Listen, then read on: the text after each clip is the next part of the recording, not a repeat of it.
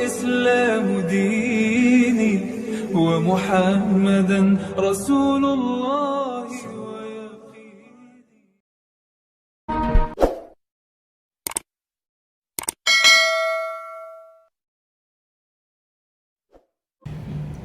Kemudian dikatakan, qala fa'ti bihi in kunta minas shadiqin. Ayo datangkan bukti kalau engkau seorang nabi, jika engkau termasuk orang-orang yang jujur.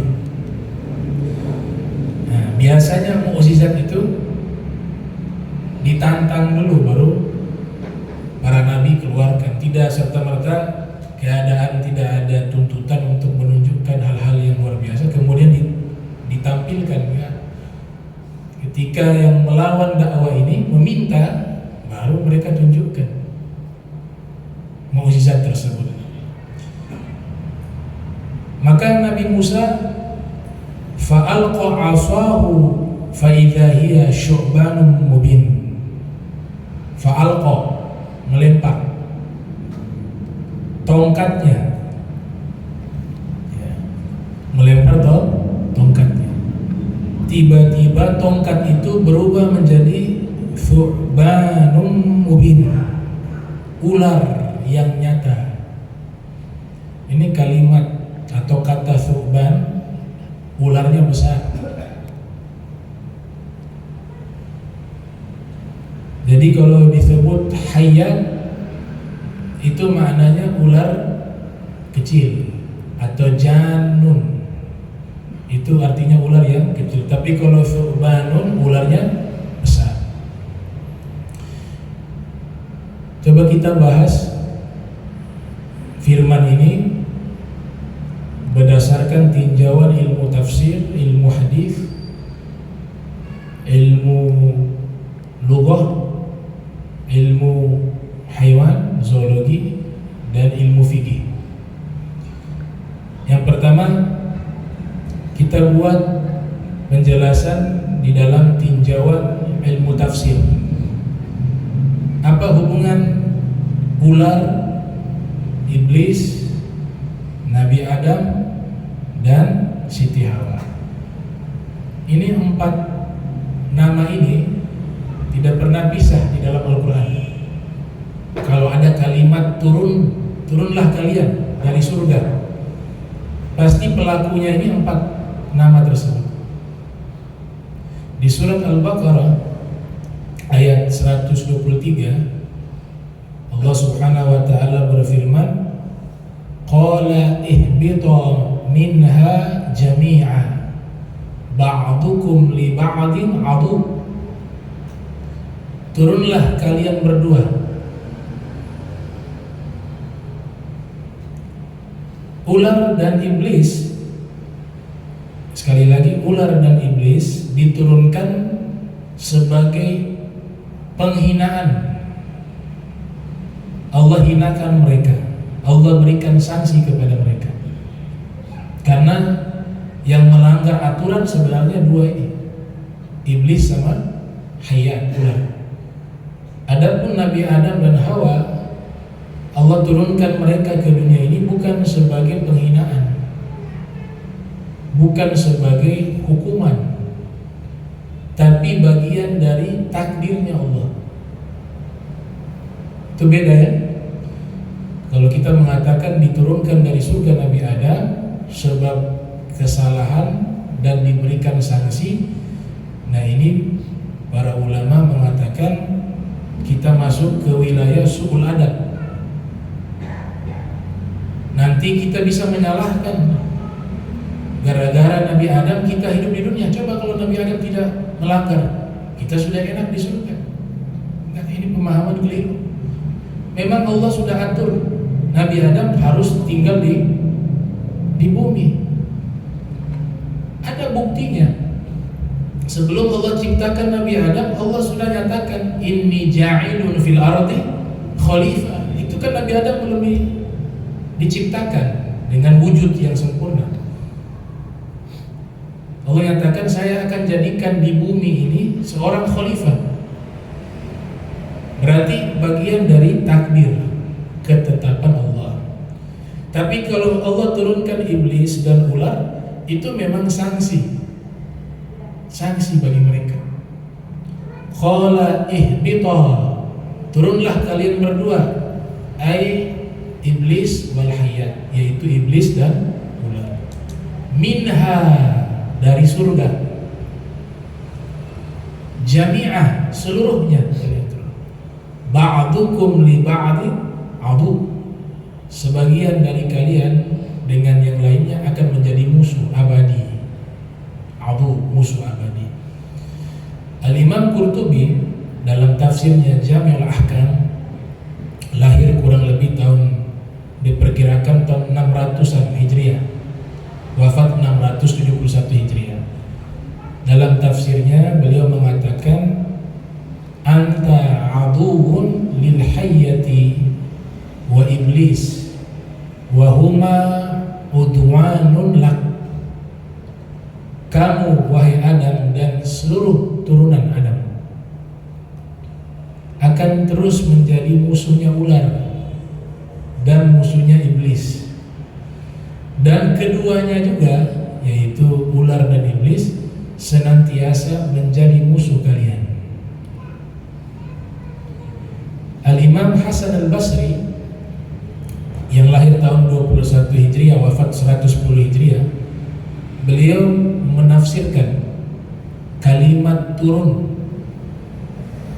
yaitu dikutip oleh Abu Hatim Ar-Razi, uhbita Adam bilhin, diturunkan Adam di India bilhin, wa uhbitat Hawa bi Jeddah, diturunkan Hawa di Jeddah. Makanya Jeddah artinya nenek tua, karena nenek yang pertama, ibu yang pertama bagi seluruh manusia adalah Hawa, dinamakan Jeddah.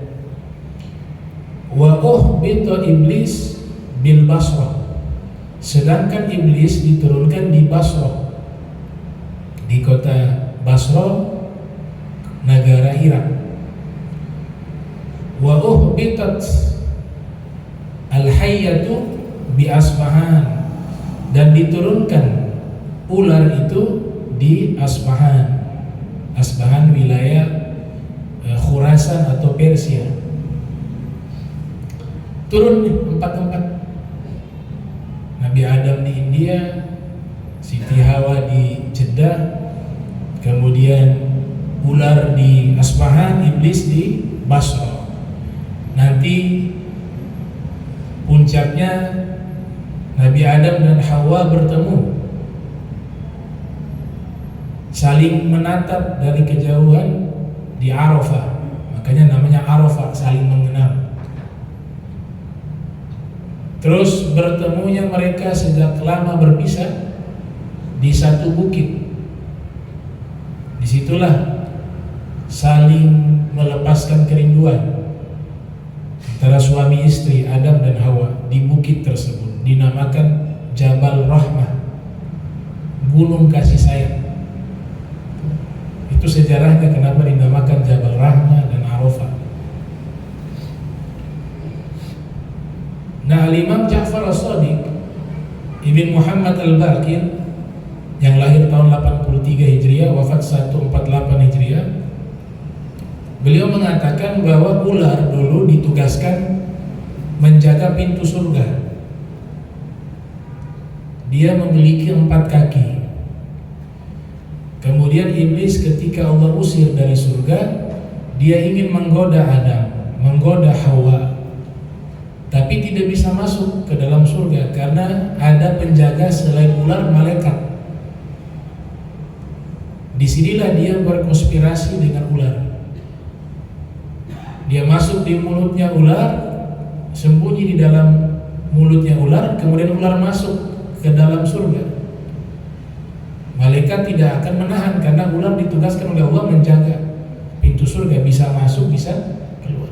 Sampailah masuk ke dalam surga, maka iblis keluar dari mulutnya ular dan dia menggoda Hawa Hawa kemudian menyuruh Nabi Adam memakan satu buah yang dilarang waktu itu.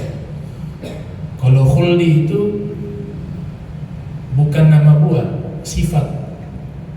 Dan itu yang menamakan iblis. Iblis yang menamakan kalau kau makan buah ini akan kekal abadi. Khuldi artinya kekal. Bukan Allah yang menamakan buah itu. Kan dalam tafsir banyak mengatakan itu buah kurma, ada yang mengatakan buah tin, ada yang mengatakan buah zaitun, ada yang mengatakan anggur. Tapi versi yang ada di surga. Karena sebab inilah iblis dan ular dihukum. Allah hukum ular, 4 kakinya dicabut oleh Allah. Dan Allah turunkan ke bumi dan dia berjalan dengan perutnya sampai hari kiamat. Nah, ini dalam tinjauan tafsir Al-Quran. Kemudian dalam tinjauan hadis, nazratul hadis, tadi nazratul tafsir. Ada riwayat disebutkan oleh Al-Imam Abu Dawud yang lahir tahun 202 Hijriah, wafat 275 Hijriah di dalam sunannya, juga disebutkan oleh Imam Tirmidzi di dalam kitab Jami'-nya yang lahir tahun 209, wafat 279 Hijriah. Nabi pernah menyampaikan sebuah sabda, uqtulul aswadain fi sholat, bunuhlah 2 hitam di dalam sholat, al-hayyatu wal aqrab, ular dan kalajengking. Bisa dibaca al-hayyata juga bisa, al-hayyata wal aqraba, ya, jadi badal dari aswadain. Bisa juga dibaca al-hayyatu wal aqrabu, jadi mubtada muakhar. Bunuhlah 2 hitam fi shalat, di dalam salat, al-hayyatu wal aqrabu, ular dan kalajengking. Artinya kalau kita lagi sholat kemudian ada ular di hadapan kita, nah, syariat membolehkan kita waktu itu bereaksi untuk membunuh ular, apalagi ular berbisa. Begitu juga kalajengking. Di dalam kitab Kasyifatus saja, seandainya ular mematok kita dalam sholat, ular yang tidak berbisa, kalau bisanya tidak ada, digigit kita, sholat kita tidak batal. Tapi kalau ular berbisa, sholat batal. Sholat batal dan dia bisa ke rumah sakit. Kenapa sholat bisa batal? Ular berbisa menggigit karena bisa ular najis. Bisa ular najis. Itu penjelasan Syekh Nawawi Al-Bantini dalam kitab Kasyifatus saja. Dari hadis ini ada perintah untuk membunuh ular. Sesuatu yang membahayakan diri kita, dibolehkan kita membela diri. Hadis yang lainnya diriwayatkan oleh Imam Bukhari dalam Sahihnya yang lahir tahun 194 Hijriah, wafat 256 Hijriah, juga diriwayatkan oleh Ibnu Mulakin yang lahir tahun 723 Hijriah, wafat 804 Hijriah. Nabi mengatakan khamsun fawasik yuqtalna fil hilli wal haram. Ada 5 hewan yang fasik, kata Rasul. Fasik maknanya sini kotor. Bisa diterjemahkan yang berbahaya. Bisa diterjemahkan yang membawa mudarat, penyakit. Bisa dibunuh di tanah halal maupun tanah haram. Tanah haram di Makkah, di Madinah, boleh. Yang pertama al-hayyatu, ular.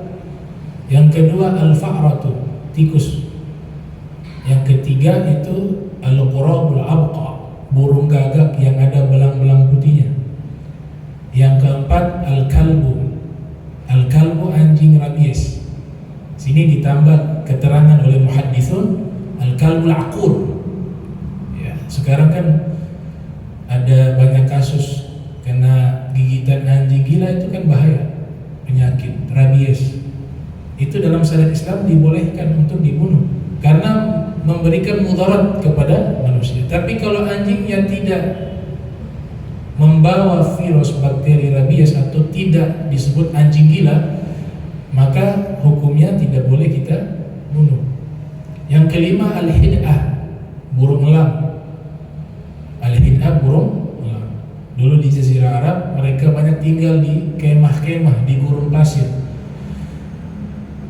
Anak bayi mereka taruh di dalam kemah. Kadang mereka orang tuanya keluar sebentar untuk mencari makan atau mengembalakan kambing. Itu burung elang sering masuk ke tenda itu, kemudian dipatok kepala anaknya sampai mati. Makanya Nabi mengizinkan untuk dibunuh burung elang al-hid'ah. Riwayat yang lain al-aghrab, kalajengking. Kalajengking juga diizinkan. Dikias semua hewan yang membahayakan, kita diizinkan untuk membunuh kalau kita dalam keadaan sudah harus untuk membunuh. Kalau ngusir, sedangkan hewan ini berbisa, berbahaya, justru membahayakan orang lain, maka disitulah syariat Islam membolehkan untuk membunuh beberapa hewan yang memiliki bahaya bagi manusia, memberikan bahaya bagi manusia. Ada hadis riwayat Muslim, sahabat bernama Abu Sa'id dan Abu Sa'id Al-Khudri. Ini disebutkan dalam Sahih Muslim. Imam Muslim lahir tahun 204 Hijriah, wafat 261 Hijriah. Jadi Abu Sa'id datang berkunjung ke rumahnya Abu Sa'id Al-Khudri. Di saat itu Abu Sa'id Al-Khudri sedang sholat, mungkin sholat sunnah di rumah. Abu Sa'id duduk di rumahnya Abu Sa'id Al-Khudri. Dia lihat di bawah kasurnya Abu Sa'id Al-Khudri ada ular. Kemudian beliau segera menuju ke tempat tersebut dengan maksud mungkin ingin membunuh ular itu. Abu Sa'id Al-Khudri dalam posisi sholat mengisyaratkan untuk duduk. Artinya beliau melarang untuk dibunuh.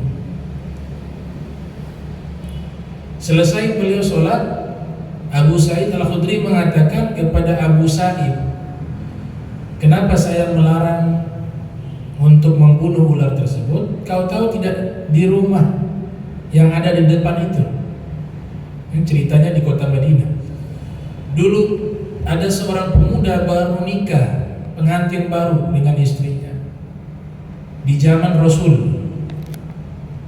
Kalau tidak salah peristiwa itu di perang Khandaq, Ghazwatul Khandaq. Habis nikah ikut jihad bersama Nabi, ikut berperang bersama Rasul di peperangan yang namanya Ghazwatul Khandaq.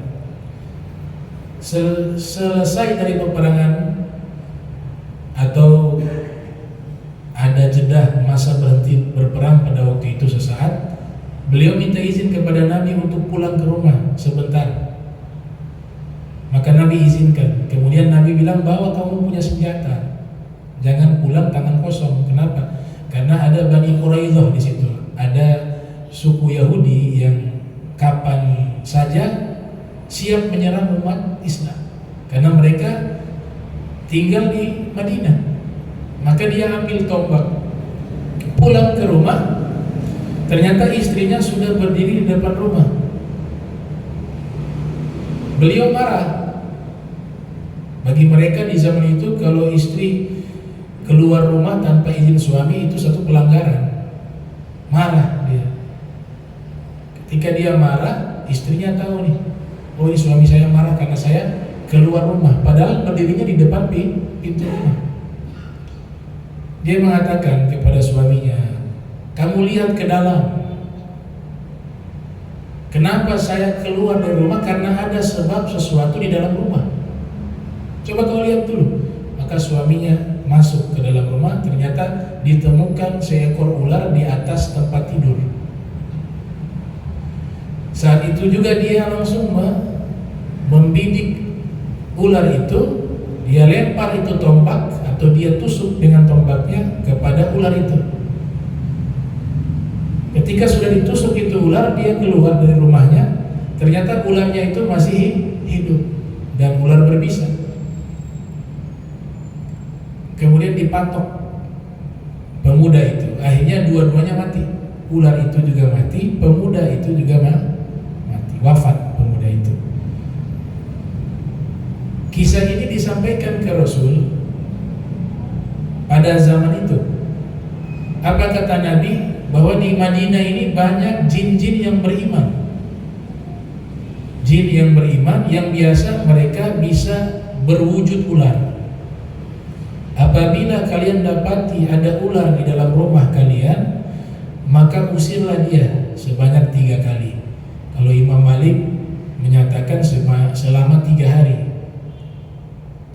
Kalau dia tidak keluar setelah diusir, maka faktuluhu fa inna ma huwa syaitan. Diizinkan kalian membunuh ular tersebut karena dia adalah syaitan. Syaitan di sini maknanya bisa dia ular sungguhan, atau makna kedua dia adalah ular yang diserupai, ya, jin menyerupai ular tapi jin yang jahat. Dibunuh kata Nabi. Tapi bunuhnya jangan di dalam rumah, bawa keluar jauh dari rumah. Nah, ini dalam tinjauan hadis Rasul. Kemudian ular dalam tinjauan bahasa al-lughah ini luar biasa. Jadi ular itu kosakatanya Allah sebutkan dalam Al-Quran hanya 5 kali dengan 3 kosakata. Yang pertama hayyatun, hayyatun artinya ular juga. Yang kedua thu'banun artinya ular. Yang ketiga jannun juga artinya ular. Jadi 5 kali Allah sebutkan kata ular di dalam Al-Quran. Di surat Toha, di surat Asy-Syu'ara, di surat Al-A'raf, di surat Al-Qasas, dan di surat An-Naml.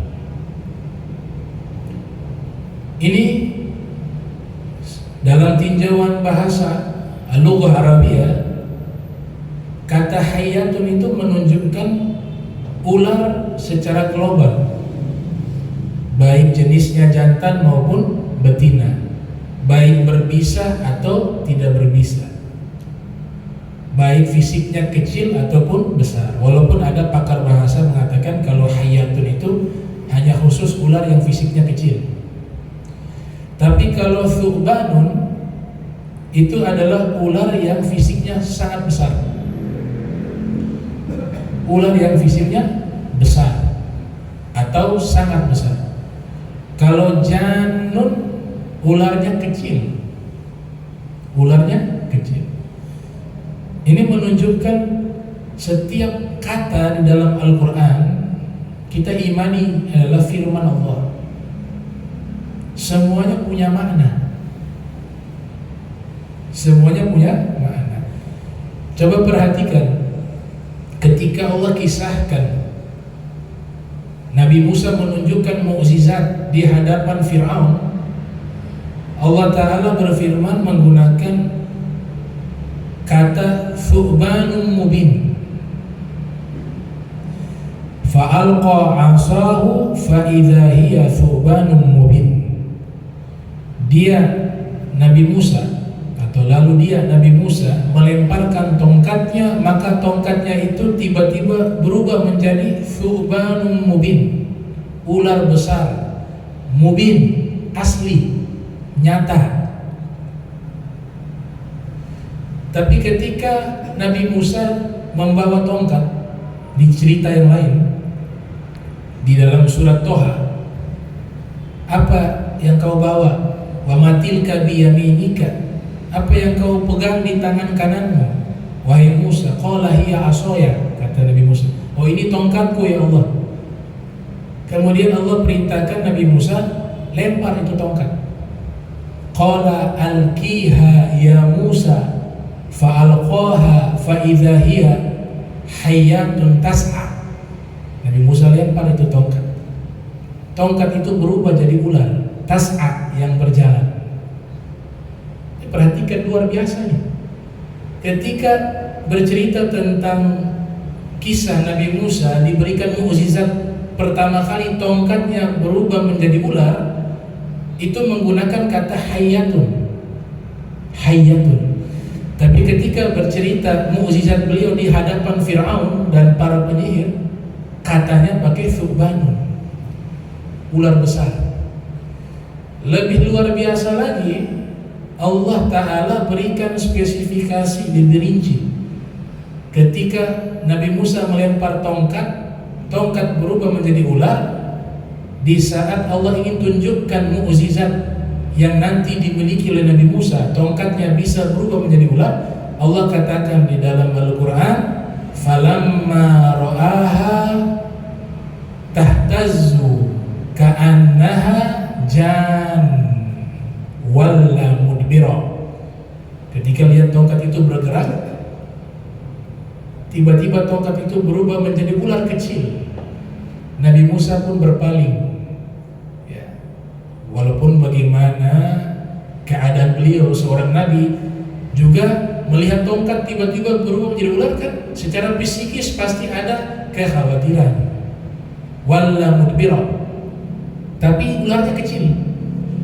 Di sini para ahli lughat mengatakan, para pakar bahasa mengatakan, ular besar sengaja Allah Ta'ala jadikan tongkat tersebut berubah menjadi ular besar di hadapan Fir'aun untuk memberikan rasa takut kepada Fir'aun dan untuk menundukkan para penyihir yang juga mereka membawa ular-ular kecil. Di dalam tafsir, ular besar itulah yang menelan ular-ular kecil. Ularnya Nabi Musa menelan ular-ular kecilnya penyihir. Jadi tujuannya memang memberikan rasa takut. Makanya ularnya besar. Coba kalau lempar ular kecil, penyihir akan ketawa, ya sama ularnya. Firaun juga gak takut. Tapi dirubah menjadi ular yang besar, Firaun takut, penyihir takut. Ini detail sekali firman Allah. Tapi ketika Allah Ta'ala memberikan mukjizat kepada Nabi Musa, ingin tunjukkan bahwa Nabi Musa diberikan mukjizat tongkat bisa berubah menjadi ular. Allah rubah ularnya kecil karena tujuan Allah bukan untuk menakuti Nabi Musa. Coba tiba-tiba ularnya besar, makanya sengaja Allah Ta'ala rubah tongkatnya menjadi ular kecil karena tujuannya kepada Nabi Musa bukan memberikan takut, tapi ingin menunjukkan bahwa tongkat ini mukjizatnya bisa berubah menjadi ular. Nah, itu di dalam tinjauan bahasa Arab. Yang keempat, di dalam tinjauan ilmu zoologi, ilmu hewani. Nah, ular ini kan dibagi dua. Ada ular berbisa, ada ular yang tidak berbisa. Kita di wilayah Indonesia, alhamdulillah, lebih banyak ular yang tidak berbisa. Mungkin di negara lain seperti Afrika, Amerika Latin itu mereka punya spesies ular banyak yang berbisa. Itu di dalam ilmu zoologi sudah diteliti, ular yang paling berbisa nomor 1 itu bernama taipan. Taipan ini kalau dia menggigit manusia, sudah dibuat riset penelitian ilmiah, itu racunnya bisa membunuh manusia dalam waktu 45 sampai 47 detik. Jadi sudah tidak sempat ke rumah sakit. Kalau sudah digigit, sholat taubat cepat, wudu, sholat taubat, karena habis itu meninggal. 45 detik sampai 47 detik. Namanya ular taipan. Itu ular berbisa nomor 1 di dunia dalam teori ilmu zoologi. Yang kedua namanya mamba hitam, black mamba. Itu ular berbisa nomor 2 di dunia. Yang ketiga king cobra. Yang keempat viper, ular viper. Ada Ada ular di laut juga yang warna hitam putih juga, itu ular berbisa nomor 1 juga. Tapi dia pasif, tidak agresif. Dia lihat manusia, justru dia menjauh. Ya, alhamdulillah kalau dia agresif itu yang berenang itu banyak yang mati di lautan. Tapi karena dia pasif, dia lihat manusia, justru dia menjauh. Padahal spesiesnya banyak. Kalau kita lihat di laut itu banyak tuh dia. Itu hati-hati, itu ular berbisa termasuk ranking 1 di dunia.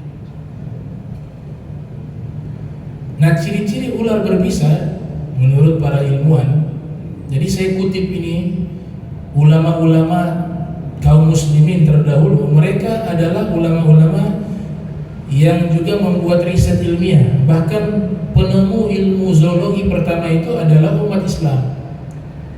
Ada ulama namanya Al-Jahiz. Al-Jahiz ini walaupun Mu'tazilah, tapi beliau punya kitab ilmu zoologi dan diklaim sebagai ilmu hewan pertama secara sistematis yang disusun dengan riset ilmiah. Nama kitabnya Kitabul Haywan. Kemudian diterjemahkan ke dalam bahasa Inggris namanya The Animal. Kemudian ada ulama juga abad ke-7 Hijriah, abad 8 Hijriah, namanya Ad-Damiri, menulis kitab tentang zoologi berjudul Hayatul Haywanil Kubra. Ada 2 jilid. Itu membahas tentang ilmu zoologi. Jadi ulama-ulama kita sudah ratusan tahun yang lalu sudah membahas tentang ilmu hewan atau dikenal dengan ilmu zoologi. Ciri-ciri ular berbisa yang pertama, bentuk kepalanya dilihat. Kalau bentuknya segitiga, itu ciri-ciri ular berbisa. Matanya itu, pelipis matanya, bentuknya vertikal. Itu yang ciri kedua. Ciri ketiga dari sisi warna. Kalau ular berbisa warnanya mencolok, terang. Kalau ular yang tidak berbisa warnanya itu samar-samar. Ciri yang keempat, ular berbisa itu di bagian ekornya itu ada semacam suara. Ya, iya. Nah itu kalau sudah dengar, nah itu ular berbisa tuh. Di ekornya tuh. Tapi kalau ular yang tidak berbisa gak ada tuh suara itu.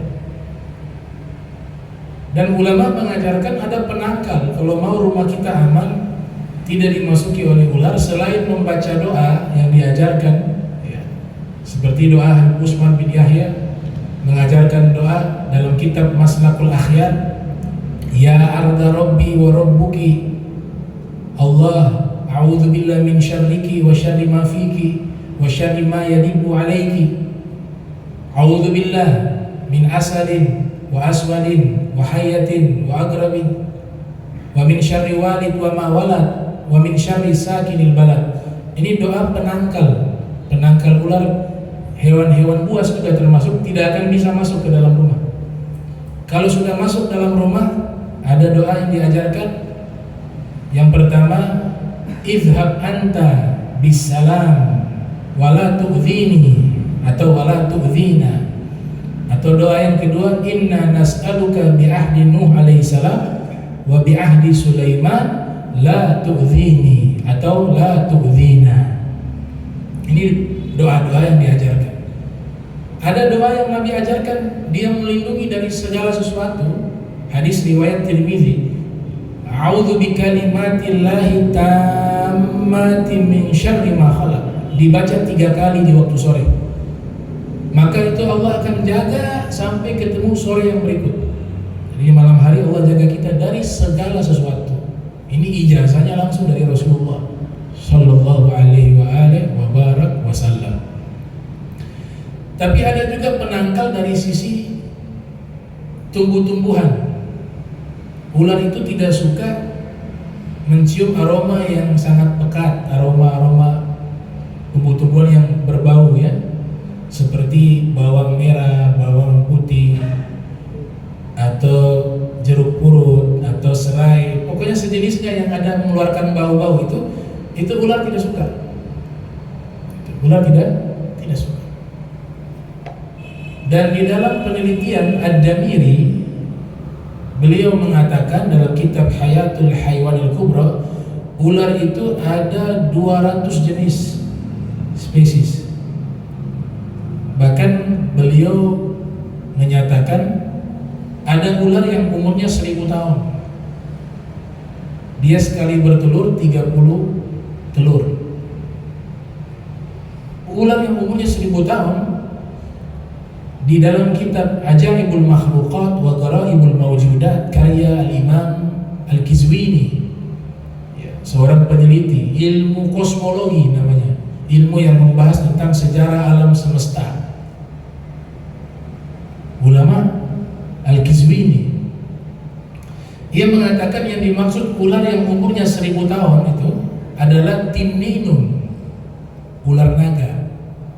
Kalau Imam Qizwini meyakini ular naga itu ada. Teori yang sederhana, setiap nama hewan itu ada, berarti hewannya itu pernah ada. Kalau namanya ada, berarti hewannya itu pernah ada. Dan ciri-cirinya diceritakan di situ, bersisik seperti sisik ikan, bentuknya seperti ular, memiliki kaki, kemudian bisa mengeluarkan api dari mulutnya. Itu Imam Qizwini meyakini itu. Ini teori dari beliau, mau percaya silakan, tidak percaya juga tidak masalah. Beliau mengatakan yang 1000 tahun itu tinninun, ular naga. Kalau ular yang lain tidak sampai usia 1000 tahun. Dan yang menarik di sini, di dalam satu naskah kuno menulis di situ ulama Thailand, Syekh Abdurrahman atau Zainuddin Al-Fatani. Fatani itu Thailand dulu, Fatani. Dia punya kitab bahasa Arab. Dulu di Thailand banyak juga ulama-ulama. Di situ ada tulisan beliau mengatakan naga yang terakhir itu hidupnya di zaman Nabi Musa. Jadi sisa 1 ekor saja. Masyarakat yang tinggal di wilayah perbukitan, biasa dia tinggal nih, ular naga di atas bukit. Selalu datang di kampung mereka, menghancurkan kampung mereka. Dia sembur api, hancur itu kampung. Maka diadukan masalah ini ke Nabi Musa. Akhirnya Nabi Musa mencari ular naga itu. Singkat kisah, bertemu itu ular naga dengan tongkatnya Nabi Musa itu. Nabi Musa melempar itu tongkat, dia secara otomatis mengejar ular naga itu sampai akhirnya tongkat itu memukul ular naga itu sampai mati. Itulah awal dari punahnya ular naga. Itu pernyataan ulama Thailand. Kemudian dari tinjauan fikih yang terakhir ini, hukum membunuh ular, mazhab Hanafi sepakat bahwa semua ular itu boleh dibunuh, mau dalam rumah ke di luar rumah boleh dibunuh. Kasih peringatan atau tidak kasih peringatan boleh dibunuh. Ini pendapatnya ulama-ulama mazhab Hanafi. Kebanyakan ulama mazhab Hanafi berpendapat demikian. Juga Imam Tahawi. Imam Tahawi juga mazhab Hanafi. Jadi sepakat dibunuh. Dan ini juga dinyatakan oleh Ibnu Abdul Bar dalam kitab At-Tamhid, bahwa bukan hanya mazhab Hanafi tapi hampir semua ulama berkonsensus, bersepakat bahwa kalau ularnya di luar rumah itu ulama sepakat boleh dibunuh. Kalau memang menuntut kita untuk harus membunuh, itu membahayakan diri kita dan seterusnya. Namun ketika ularnya di dalam rumah terjadi perbedaan pendapat. Kalau di luar rumah kesepakatan boleh dibunuh. Tapi ketika di dalam rumah ada 4 pendapat dalam tinjauan fikih. Pendapat pertama menyatakan boleh dibunuh yang di dalam rumah. Ini pendapat mazhab Hanafi. Pendapat kedua mazhab Maliki. Mazhab Maliki berpendapat kalau yang di dalam rumah tidak boleh dibunuh kecuali sudah usir dia selama 3 hari tidak keluar dari rumah, maka diizinkan dibunuh. Itu pendapat kedua mazhab Maliki.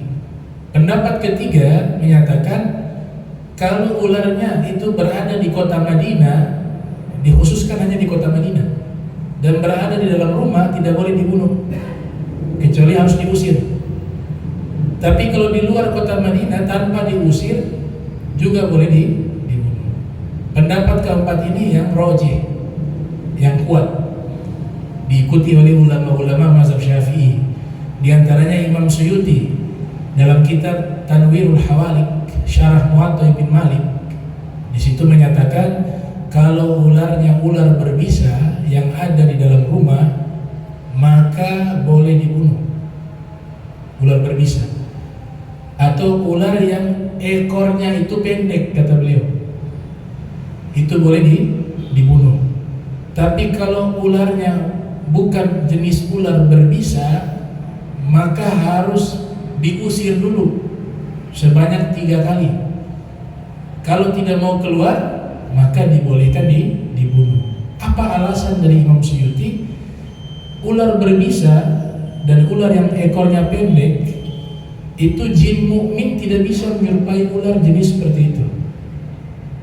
Jadi dipastikan itu bukan jin menyerupai ular. Karena masalahnya di sini kan khawatir itu jin mukmin menyerupai ular. Suyuti mengatakan, tapi kalau ularnya berbisa dan ularnya ekornya pendek, maka dipastikan ini bukan penyerupaan dari jin. Ini ular, benar-benar ular. Tapi kalau ular yang tidak berbisa, maka di situ ada kemungkinan dia adalah jin, maka harus diusir. Cara usirnya baca doa tadi itu. Idhhab anta bisalam wala tu'dhini. Dibaca 3 kali. Kalau benar dia jin, akan dia keluar. Tapi kalau dia tidak keluar, dia bukan jin, diizinkan untuk dibunuh. Nah, ini tinjauan fikih tentang hukum ular. Kemudian yang terakhir, hukum mengkonsumsi ular. Ya, kesepakatan haram. Kecuali untuk obat-obatan itu juga, kalau obat yang halal sudah tidak ada dan hanya ada obat ini, baru bisa digunakan. Tapi kalau mazhab Syafi'i, mayoritas ulama-ulama Syafi'i tetap mengatakan untuk obat juga tidak bisa. Dalam tafsir dikatakan yuhillu alaihim at-thayyibat wa yuharrimu alaihim al-khaba'ith. Dalam kitab tafsir Ma'alimi Tanzil Al-Baghawi, dihalalkan kepada kalian makanan-makanan yang baik, diharamkan bagi kalian makanan-makanan yang buruk. Kata al-khaba'ith di sini juga diterjemahkan ular termasuk. Apalagi hadis kedua mengatakan kullu dzinabin minasiba haram, setiap hewan yang bertaring itu haram. Walaupun ada ulama mengatakan ini tidak mutlak, tapi muqayyad, ada ikatan, beberapa jenis hewan saja yang bertaring yang haram. Karena buktinya ikan hiu itu halal sedangkan dia bertaring. Ada hewan namanya hainah, itu sebagian ulama mengatakan hukumnya tidak halal. Nah, ini tentang masalah. Insyaallah nanti kita lanjutkan kisah daripada Nabi Musa alaihissalam. Allahu Rabbi wal Islam dini wa Muhammadan Rasulullah.